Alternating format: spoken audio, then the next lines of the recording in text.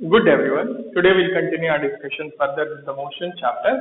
So today we'll be discussing a question based on position time relation. Position time relation से deal करता हुआ हम एक question discuss करेंगे so that you become familiar with these type of questions also. So let us start with the question. Thoroughly go through the question. The question says that a particle is moving along a straight line and its position is given by the relation. The relation is position, that is x is equal to t cube plus 6t square minus 15t plus 40. Then you are asked to find time at which velocity is 0, then second bit position and displacement of particle at that point, and the third bit is the acceleration of the particle at that time. So a very easy question, but it will help you to understand this concept better. So what is this? This is a relation. किसके किसके बीच का relation है? This is a relation between the position of the particle and time. मतलब आप यहाँ time substitute कीजिए, आपको particle की position पता चल जाएगी. किसी time पे 1 second, 2 second, 3 second अगर आपको particle की position जाननी हो, if you want to know the position of the particle at any instant of time, so substitute that time in this expression and you will get the position of the particle at that instant of time. So let us start. First bit, it is asking time at which velocity is 0. Now we have been given the relation between position and time and we are asked about velocity. So position time relation से velocity कैसे निकाल सकते हैं? We have to differentiate it or we have to find the derivative of position with respect to time. We have talked about that. हमने इसके बारे में बात की है.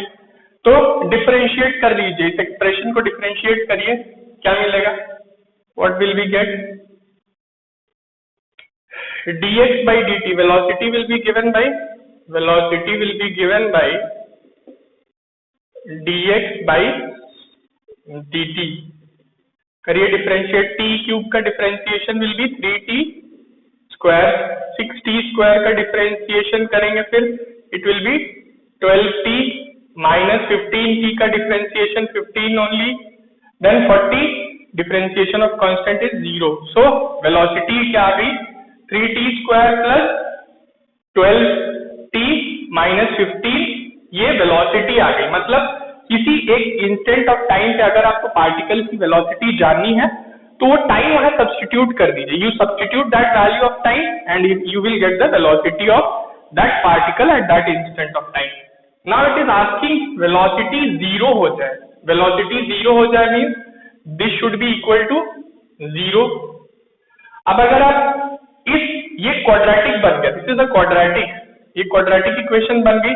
अगर आप इसको सॉल्व करेंगे तो ये क्या देगा आपको? आपको वो इंस्टेंट ऑफ टाइम देगा जब वेलोसिटी 0 होगी, because this expression represent velocity. तो हमें तो यही जानना है ना कि कौन से टाइम पे वेलोसिटी 0 होगी. तो we will solve this quadratic equation. Solve करिए इसको, 3 कॉमन ले लेंगे, it will be t square plus 4t minus 5 equal to 0 होगा. You can take common, 3 common है सारे टर्म्स में. अब इस क्वाड्रेटिक को सॉल्व कर लेंगे. सॉल्व करिए क्वाड्रेटिक को. You know how to solve the quadratic equation. So quadratic क्या है? t square plus 4t minus 5 is equal to 0. t will be given by what? Minus b plus minus b square minus 4ac. ये वाला formula आप लोग जानते होंगे. b square minus 4ac divided by 2a. You are familiar with the formula for solution of quadratic equation. तो अब सारी चीजें सब्स्टिट्यूट करते हैं. So let us substitute minus b plus minus b square will be 4 square minus 4 into a into c which is minus 5 होगा, divided by 2 into 1. So minus 4 plus or minus 16 plus 20, it will be under root 36. So minus 4 plus or minus -4 plus और minus √36 divided by 2 होगा।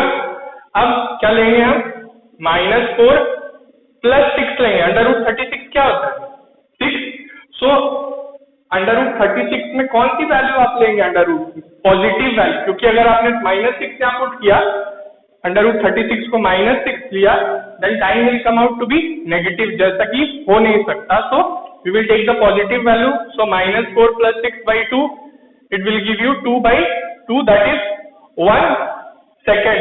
तो velocity कब zero हो रही है, velocity कब zero हो रही है, 1 सेकेंड पे, याद रखिएगा velocity is zero at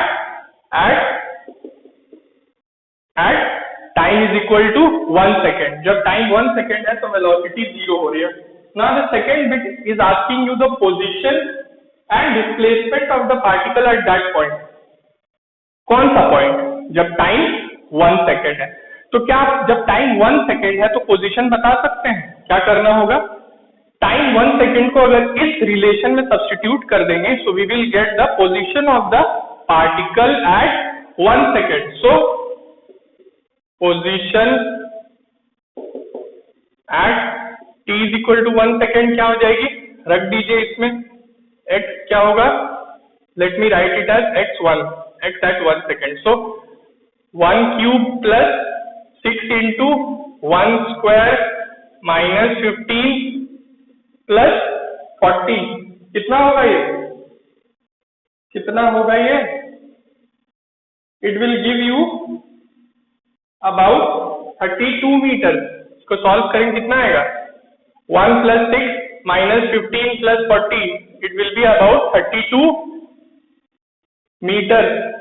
okay, initial is 32 metre. Now the question is asking you, और क्या पूछ रहा है आपसे, the question is asking you the displacement of the particle at time is equal to 1 second. तो ये क्या निकला, ये 1 सेकेंड में पार्टिकल की पोजीशन, पार्टिकल 1 सेकेंड पे कहाँ पे है ये निकल गया, this is position of the particle.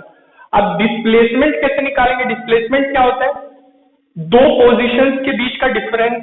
तो डिस्प्लेसमेंट हमसे पूछा जा रहा है, तो हमें 1 सेकेंड पे क्या पोजीशन है ये पता है। अगर हम डिस्प्लेसमेंट निकालना चाहेंगे, we want to find the displacement, we have to know the initial position of the object. हमें ऑब्जेक्ट की इनिशियल पोजीशन पता होनी चाहिए। तो इनिशियल पोजीशन क्या होगी, जब टाइम जीरो होगा।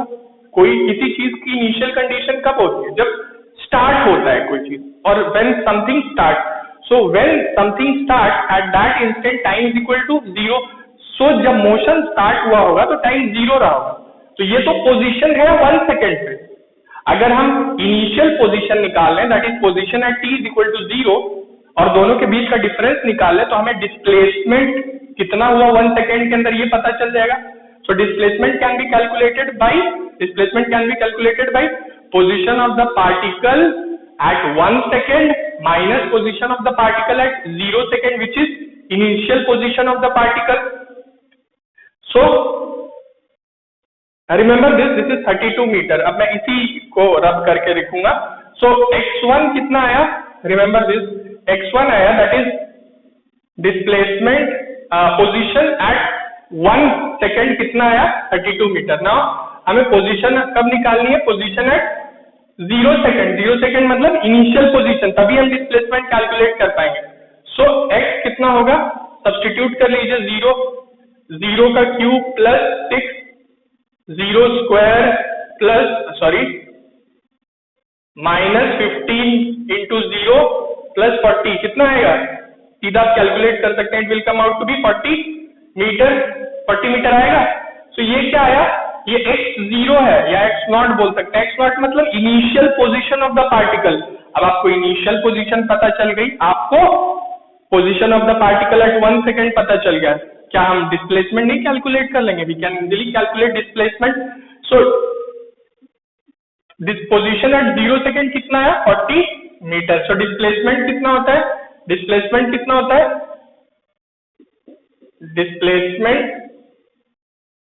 डिस्प्लेसमेंट मैंने आपको बताया था, is equal to final position minus initial position, final position minus initial position, यही होता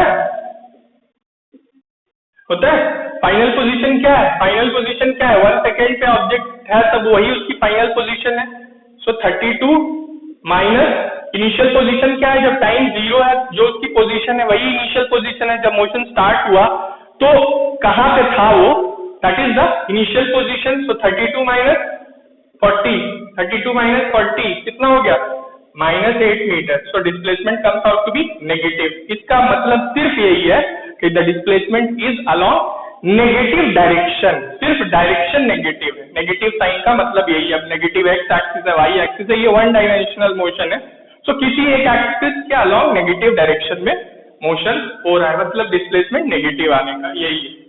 and the third thing, you are asked to calculate what? You are asked to calculate acceleration. You are asked to calculate acceleration. So acceleration क्या होता है? जिस तरह से velocity को obtain करने के लिए आप पोजीशन को डिफरेंशिएट करते हैं टाइम के साथ, पोजीशन का डेरिवेटिव निकालते हैं टाइम के साथ तो वेलोसिटी मिलती है, उसी तरह एक्सेलरेशन क्या होता है? जब आप वेलोसिटी को डिफरेंशिएट करेंगे टाइम के साथ या वेलोसिटी का डेरिवेटिव निकालेंगे टाइम के साथ, तो it will give you what? It will give you acceleration. तो वेलोसिटी क्या आई थी?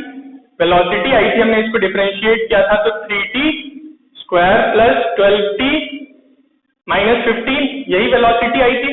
अब हम इसको फिर से टाइम के साथ डिफरेंशिएट कर देंगे तो हमें एक्सेलरेशन मिल जाएगा, एक्सेलरेशन मिल जाएगा। और तब उस एक्सेलरेशन के एक्सप्रेशन से हम 1 सेकेंड पे क्या एक्सेलरेशन होगा ये कैलकुलेट कर सकते हैं। So let us differentiate this, इसको डिफरेंशिएट करेंगे तो 3t स्क्वायर का डिफरेंशिएशन क्या होगा? 60, 3t स्क्वायर का डिफरेंशिएशन 60 प्लस 12t का डिफरेंशिएशन 12 माइनस 15 कांस्टेंट का डिफरेंशिएशन 0 होता है।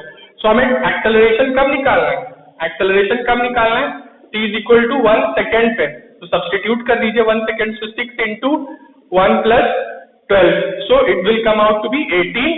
यूनिट क्या होगी? यूनिट क्या होगी? Metre per second square. So this is how you can deal with such type of problems. Very easy problem. आपको कुछ चीजें बस ध्यान में रखनी है, आप to consider or keep only few things in mind and you can easily solve these type of problems. So kindly go through some of these problems from the textbook. We'll keep it till here only. We'll continue further in the next class. Thank you so much.